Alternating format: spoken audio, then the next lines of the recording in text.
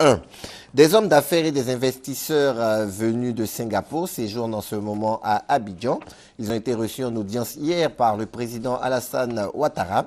La délégation est conduite par le ministre d'État, ministre du Commerce et de l'Industrie de Singapour, Lee Yi-Chiang.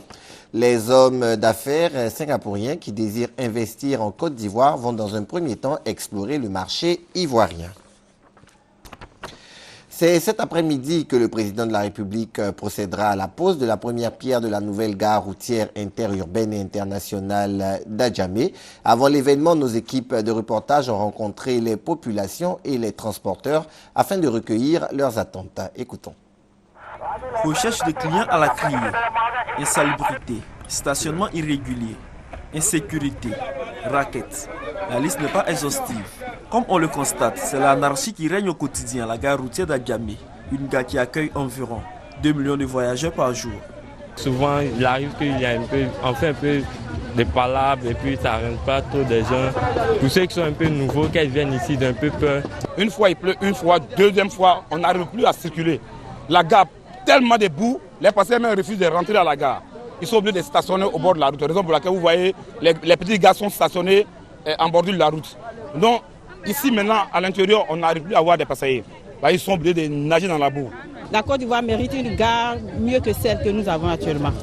Le message des usagers du transport semble être compris par le gouvernement. Une nouvelle gare routière interurbaine et internationale verra bientôt le jour à la place de l'ancienne case d'Adjamé, sur une superficie de 35 hectares. Un terrain acquis depuis 1995. Un projet qui va permettre la réorganisation du secteur du transport et aussi faire naître l'unité au sein des acteurs. Nous avons vraiment beaucoup d'espoir à cette nouvelle gare et nous prions Dieu qu'elle puisse avoir jour. Mais nous ne souhaitons pas qu'elle soit une gare vide, comme je reviens là-dessus. Parce que si elle est faite de façon à frustrer une partie des transporteurs, c'est sûr que les autres transporteurs se montreront solidaires et ne viendront pas dans cette gare. Parce qu'une chose est de construire une gare et une chose est de travailler au sein de cette gare et de rembourser l'investissement. C'est le signe du départ de la professionnalisation vraie du monde du transport. C'est comme ça que nous le percevons. Une gare moderne qui n'aura rien à envier aux gares routières dans les autres pays développés du monde. Donc je pense que cela va résoudre beaucoup de problèmes. Depuis les 60, les transporteurs attendent à une gare de ce nom. Le président vient de nous présenter que vraiment il est notre président. C'est l'homme de la solution. Et à mon nom aussi, j'appelle tous les transporteurs de tous les territoires de Côte d'Ivoire pour que tout le monde soit là demain, pour que vraiment on fasse une grande fête.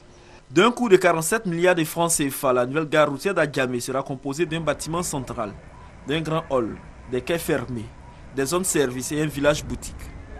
Des équipements et des services publics sont aussi prévus, tout comme des lieux de culte, des banques, des services de police et de pompiers. Je rappelle que la cérémonie de pose de la première pierre de la gare d'Adjamé, c'est pour cet après-midi. Incendie hier nuit au grand marché de Marcory. Le sinistre a démarré aux environs de 19h30. Les sapeurs-pompiers et agents de sécurité ont pu circonscrire le sinistre. On ne compte pas de pertes en vie humaine, mais nous en saurons plus dans la journée après les enquêtes de la police. Le premier tour de la présidentielle au Mali, c'est dimanche. Et pour veiller au bon déroulement du scrutin, plusieurs institutions internationales ont envoyé des observateurs sur place. Ceux de la communauté économique des États de l'Afrique de l'Ouest, conduits par l'ex-président ghanéen John Kufuor, se disent satisfaits des moyens déployés pour sécuriser le processus électoral. Et du côté de l'Union africaine, le chef de mission, le Togolais Dem Kodjo, note la volonté de toute la classe politique malienne à aller aux élections.